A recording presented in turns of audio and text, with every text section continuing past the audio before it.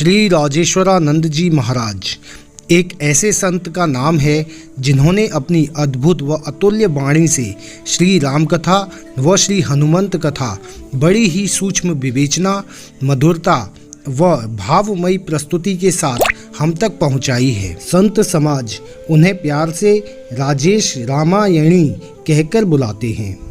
वैसे श्री रामायण जी का पाठ और श्री सुंदरकांड का पाठ लगभग सभी ने किया है, लेकिन यदि इन ग्रंथों में लिखे हर शब्द का अर्थ यदि आपको समझना है और जानना है तो आप श्री राजेश्वरानंद जी महाराज द्वारा कही गई श्री राम कथा व श्री हनुमंत कथा को श्रवण करें, तो आप पाएंगे कि इन महान ग्रंथों में ऐसी ऐसी कहानियाँ और प्रेरक प्रसंग व भक्ति प्रसंग छुपे हुए हैं जो हम कभी जान ही नहीं पाए।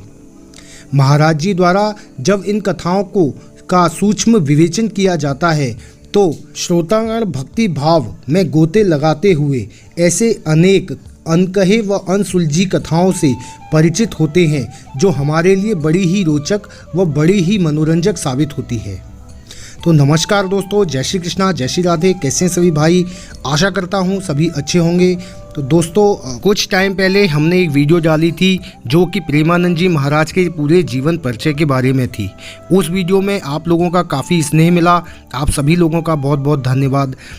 उस वीडियो से प्रेरित होकर ही हम आज फिर आपके लिए एक नई वीडियो लेकर के आए हैं जो कि श्री राजेश्वरानंद महाराज के बारे में उनकी संपूर्ण जीवन को दर्शाती है। तो मित्रों, वीडियो को एंड तक देखें क्योंकि ऐसे ही संतों की कहानियों से हम काफ़ी प्रेरित होते हैं और उनके जीवन उनकी तरह नहीं तो कम से कम उनकी पथ पर चलकर अपने आप को धन्य बनाते हैं। तो चलिए मित्रों, स्टार्ट करते हैं। वीडियो अच्छी लगे तो अपने मित्रों के साथ शेयर अवश्य करें। साथ ही दोस्तों, इसी तरह की नॉलेजेबल और धार्मिक वीडियोज़ देखने के लिए हमारे चैनल ब्रज आस्था को सब्सक्राइब कर लें। तो मित्रों, महाराज जी के जीवन के बारे में अधिक कोई नहीं जानता क्योंकि महाराज जी बड़े ही सरल स्वभाव के थे और वे अपने आप को आधुनिक चकाचौंध से छिपा कर रखते थे। किंतु उनके खास भक्तों से महाराज जी के विषय में कुछ जानकारियां प्राप्त हुई हैं। महाराज जी का जन्म 22 सितंबर 1955 को उत्तर प्रदेश के जालौन जिले में स्थित पचोखरा नामक गांव में एक ब्राह्मण कुल में हुआ था। महाराज जी के पिता का नाम श्री अमरदान शर्मा एवं माताजी का नाम श्रीमती शांति देवी था। महाराज जी के पिता एक प्रसिद्ध भजन गायक थे एवं माताजी पूजा पाठ में आध्यात्मिक रुचि रखने वाली धार्मिक महिला थी। इसलिए महाराज जी को बचपन से ही अपने आध्यात्म जीवन को शुरुआत करने में कोई भी कठिनाई नहीं हुई। महाराज जी की प्रारंभिक शिक्षा सन 1967 में गांव के ही नोरो जूनियर हाई स्कूल में हुई। पढ़ाई के दौरान महाराज जी अपनी कक्षा में चौपाइयाँ सुनाया करते थे, जिससे उनके शिक्षक व गांव के लोग उनसे बहुत ही प्रभावित हुए।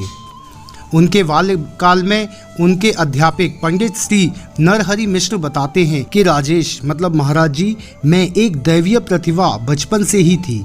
उनके हिंदी व संस्कृत के पाठ्यक्रम में दिए गए बाबा सूरदास, तुलसीदास, माता मीरा, रहीम, रसखान व संत कबीर के पद व भजन राजेश जी को सहजता से ही अपने आप में ही कंठस्थ हो जाया करते थे और जब कक्षा में उन्हें पाठ सुनाने के लिए कहा जाए तो बिना संगीत के ज्ञान के ही बालक राजेश उन पदों को अपनी स्वयं की निर्मित की गई पद्धति में कभी भैरवी, कभी शिवरंजनी, कभी मालकोश तो कभी राग मारू बिहाग में बड़े ही भाव से गाकर सुनाया करते थे, जिससे कक्षा के सारे छात्र व अध्यापक बड़े ही भाव विभोर होकर राजेश को सुना करते थे और राजेश पदों का गायन करते करते भाव से रोने लगते थे।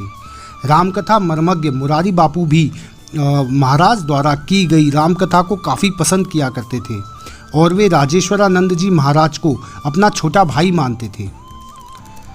अगर बात की जाए कि महाराज जी के नज़दीकी कथावाचक या भजन गायकों की तो सबसे पहला नाम आता है भजन सम्राट गोलोकवासी श्री विनोद अग्रवाल जी का, जो महाराज जी द्वारा लिखे गए भजनों एवं पदों को अपने भजन संध्या के कार्यक्रमों में गाया करते थे। इसके अतिरिक्त महाराज जी के चहेते कथावाचक पूज्य श्री प्रेम भूषण जी महाराज, बुंदेलखंड के प्रसिद्ध गायक पंडित पवन तिवारी जी व श्री देशराज पटेरिया जी भी शामिल हैं।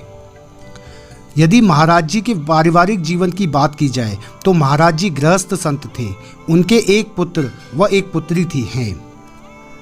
उनके पुत्र का नाम महंत श्री गुरु प्रसाद शर्मा है, जो ग्राम पचोखरा में ग्राम प्रधान हैं, और उनकी पुत्री का विवाह हो गया है, जिनका नाम दीदी भक्ति प्रभा है। वे भी श्री राम कथा व हनुमंत कथा कहा करती हैं। महाराज जी के एक भाई भी हैं जो महाराज जी से छोटे हैं, जिनका नाम श्री विवेकानंद जी महाराज है, जिन्हें आपने अक्सर महाराज जी के साथ कथाओं में संगत करते हुए देखा होगा। इन सबके अतिरिक्त महाराज जी के सबसे प्रिय एवं संगीत के साथी श्री मुरलीधर महाराज जी हैं। वे भी अक्सर आपको महाराज जी के साथ कथा के कार्यक्रमों में संगत करते हुए दिखाई दिए होंगे। एक संत क्या होता है? स्वामी जी ने ऐसा उपदेश नहीं दिया, बल्कि अपने जीवन के क्रियाकलापों से करके दिखाया है। महाराज जी स्वयं ही भजन, गीत, गजल, पद व कविताएं लिखा करते थे और अपनी कथा के दौरान उनका गायन करके प्रभु को रिझाया करते थे।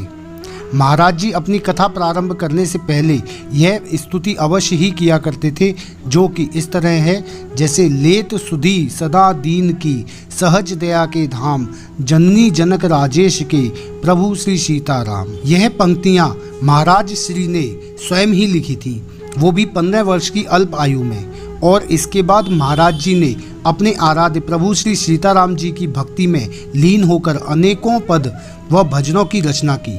उनकी गायन शैली बड़ी ही अद्भुत थी।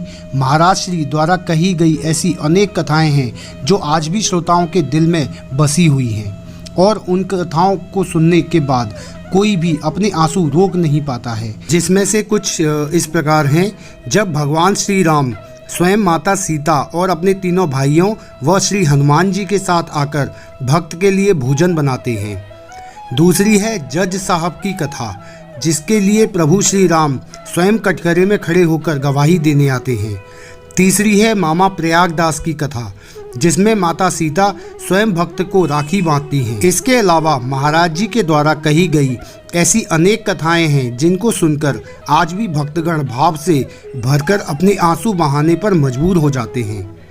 यदि आप महाराज जी के द्वारा कही गई कथा व उनके द्वारा गाए गए भावपूर्ण भजनों को सुनना चाहते हैं तो जीवन धन नामक एक YouTube चैनल है, जिस पर महाराज जी की सारी कथाएं व भजन उपलब्ध हैं, तो आप जाकर आनंद ले सकते हैं। महाराज जी का बचपन से ही प्रभु श्री राम के प्रति आकर्षण रहा था, इसलिए वे अक्सर अपने गांव में या अपने आसपास के गांव में जहां भी राम कथा का आयोजन होता था, अपने पिता के साथ या अकेले ही कथा श्रवण करने चले जाया करते थे।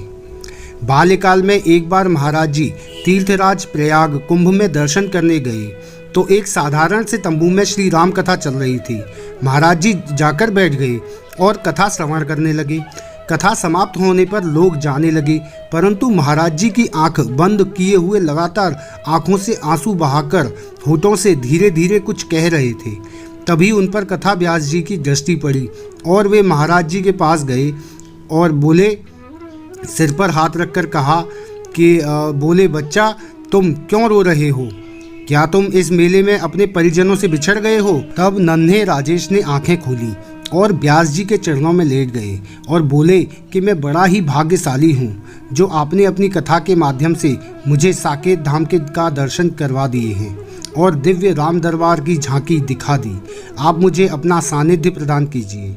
व्यास जी नन्हे राजेश की इतनी बड़ी बड़ी बातें सुनकर दंग रह गए और फिर उन्होंने अपनी दिव्य दृष्टि से महाराज जी के आभा मंडल मतलब शरीर के चारों ओर से घेरकर रखने वाली एक अदृश्य शक्ति जो उस इंसान के तेज का प्रतीक होती है, तो आभा मंडल को देखा और वे महाराज जी के तेज को पहचान गए और मुस्कुराकर नन्हे राजेश से कहा कि मैं तुम्हें दीक्षा दूंगा। यह संत कोई और नहीं, उनके गुरु पूज्य श्री अविनाशी राम जी थे। राजेश रामायणी जी अपने गुरु के प्रति पूर्ण समर्पित थे और उनके सानिध्य में रहकर श्री राम कथा का अध्ययन किया व ज्ञान प्राप्त किया और बाद में महाराज जी मानस मर्मज्ञ के नाम से विख्यात हो गए, क्योंकि राम कथा कहने वाले कई कथावाचक हैं, लेकिन जो कथा महाराज जी कहा करते थे वैसी कथा कोई भी नहीं कह पाया। और रामायण के ऐसे अनसुने किस्से महाराज जी अपनी कथाओं में सुनाया करते थे, जो आपने खुद रामायण में भी नहीं पढ़े होंगे। वे अपनी कथाओं में युवाओं को भी संदेश दिया करते थे, जिसमें जीवन की कला से लेकर लक्ष्य प्राप्ति तक के सरल मार्ग बताया करते थे। वे एकमात्र ऐसे संत थे जिन्हें सुनने के लिए बुजुर्ग कम, युवा ज़्यादा आतुर रहते थे। महाराज जी ने अपनी लेखन और गायन कला पर भी कभी घमंड नहीं किया। वे सदा मुस्कुराते रहते और हरि नाम गाकर प्रभु को रिझाया करते थे। आज महाराज जी हमारे बीच में नहीं हैं। महाराज जी छत्तीसगढ़ में अपने एक भक्त के कहने पर कथा कह रहे थे कि 10 जनवरी 2019 को रात के 1 बजे करीब उनकी हृदय गति रुक गई और महाराज जी इस शरीर को त्याग कर गोलोक धाम चले गए, जो हमारे लिए एक बहुत बड़ी अपूर्णनीय क्षति है, क्योंकि ऐसे सरल संत इस धरती पर बार बार जन्म नहीं लेते। आज महाराज जी तो हमारे बीच नहीं हैं, केवल उनकी कथाएं और उनके द्वारा दिए गए संदेश ही उपलब्ध हैं, जिन्हें आप YouTube पर देख और सुन सकते हैं।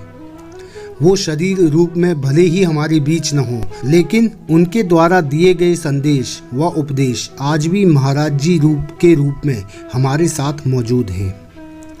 तो मित्रों, ये थी कहानी श्री राजेश्वरानंद महाराज की बारे में, संपूर्ण उनका जीवन परिचय। आपको यह परिचय कैसा लगा हमें कमेंट करके अवश्य बताएं। साथ ही दोस्तों, वीडियो अच्छी लगी हो तो अपने मित्रों के साथ में शेयर भी करें। इस वीडियो में फ़िलहाल इतना ही मित्रों, फिर मिलेंगे अगली वीडियो में। तब तक के लिए जय श्री कृष्णा, जय श्री राधे, नमस्कार।